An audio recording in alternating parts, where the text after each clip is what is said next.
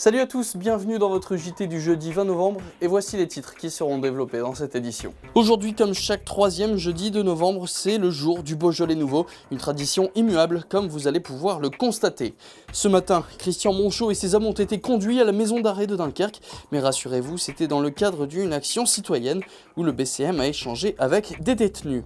Et puis on parlera de sport et de Coupe de France de football. Après son exploit face à Hérouville, l'Unplage a donc tiré Saint-Omer, une équipe de DH elle aussi. Qu'en pensent les dirigeants du club? Réponse dans quelques instants. Mais avant de commencer ce journal, on va vous parler d'un fait divers survenu hier soir au terminal ferry de l'Unplage.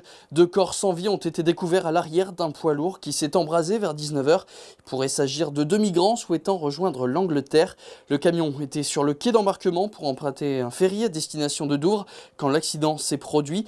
À son bord de la mousse polyuréthane, matière très inflammable. Le chauffeur du poids lourd, un Polonais, a pu sortir à temps du véhicule, mais 2 corps carbonisés ont été découverts à l'arrière du poids lourd. Une enquête est en cours.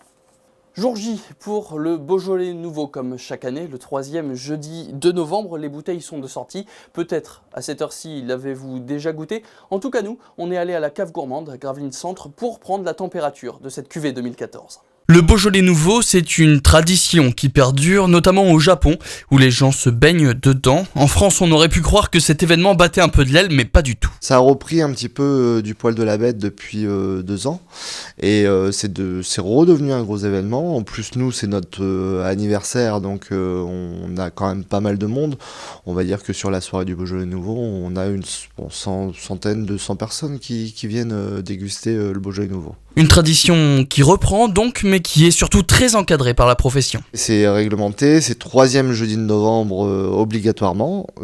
Si on venait à ouvrir des bouteilles avant, on pourrait avoir de belles amendes. Les premières bouteilles pouvaient donc être ouvertes depuis minuit. Ici, à la cave gourmande, les cartons sont arrivés il y a quelques jours et, privilège de la profession, Laurent a pu le goûter. Alors Laurent, cette cuvée 2014, elle est comment? On a 3 Beaujolais nouveaux en sélection.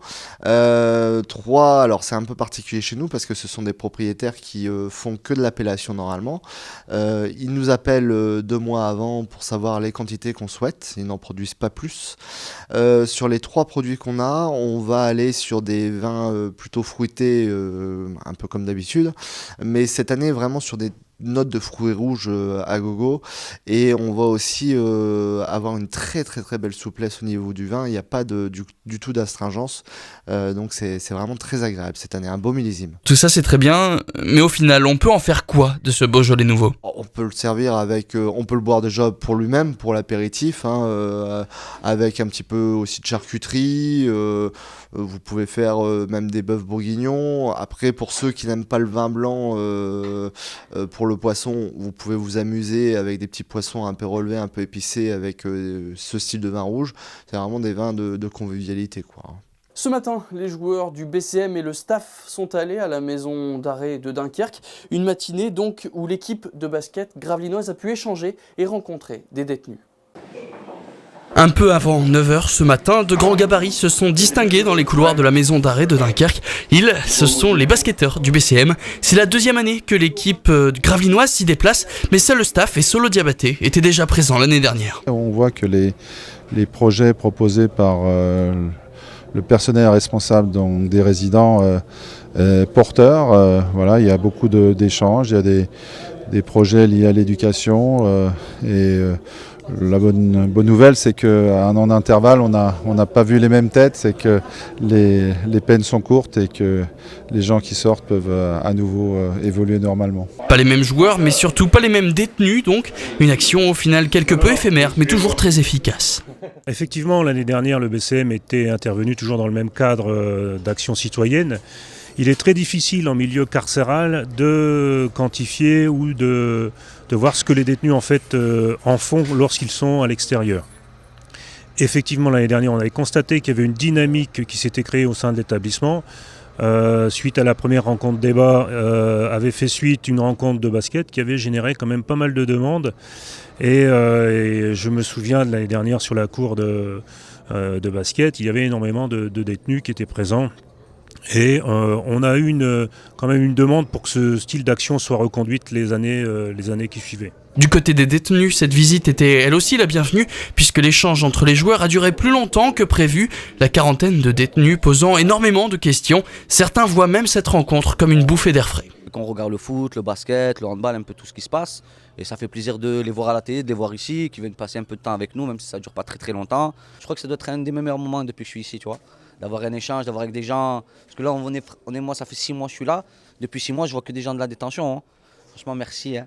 Et ils reviennent quand ils veulent. Cette rencontre va être suivie de plusieurs. 2 matchs entre détenus et personnes de l'établissement sont prévus au printemps. Et 4 ou 5 détenus vont aussi assister, pourquoi pas, participer à un entraînement à Sportica. Et puis on l'a appris hier après sa belle victoire ce week-end 2-0 face à Hérouville, un club de CFA2 normande. Le FC Lonne Plage va recevoir Saint-Omer, un club de DH. Alors est-ce de la déception de ne pas affronter un gros ou alors de la satisfaction de jouer une équipe de niveau équivalent pour pourquoi pas passer au tour suivant où les grandes équipes de Ligue 1 vont rentrer? La réponse avec le président du FC Lonne Plage, Franck Millot, et Aurélien Février. Il n'y avait quasiment que du lourd dans cette poule géographique. Lonne Plage avait une chance sur 3 de tomber sur une équipe de niveau égal ou inférieur. Ce sera Saint-Omer, formation évoluant dans le même championnat en DH. Et point positif, la rencontre se déroulera à Lonne Plage le dimanche 7 septembre prochain. Moi je suis content de recevoir Saint-Omer. Pourquoi ? Parce que déjà c'est mon ami Pascal Ferriot, le président. Sylvain Jor, un ami que j'ai joué contre lui. Ça sera la fête à Lonne Plage. Ça sera la fête. Et puis 2 clubs de DH. Un club qui sera de DH qui sera au 32e. Mais j'espère que ça sera Lonne Plage. La fête est donc attendue au stade. Les joueurs, eux, de leur côté, pourront une nouvelle fois utiliser le levier psychologique de la revanche pour se motiver. C'est un bon tirage. On a une revanche à prendre sur le championnat. On a pris 3-0. On avait beaucoup de joueurs qui ont changé de position. On est mieux placés. On est beaucoup mieux depuis 3-4 matchs.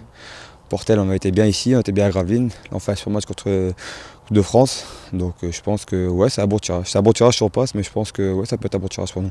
Autre élément de motivation, le prochain tour et l'entrée en liste des clubs de Ligue 1. C'est notre ambition, c'est notre rêve, c'est mon rêve, c'est le rêve des joueurs. Jouer une L1, ça serait vraiment magnifique, mais il y a ce 8e tour avant qui sera très compliqué, mais on va tout donner pour passer. Ce sera l'objectif même de la saison pour enfin avoir un rêve.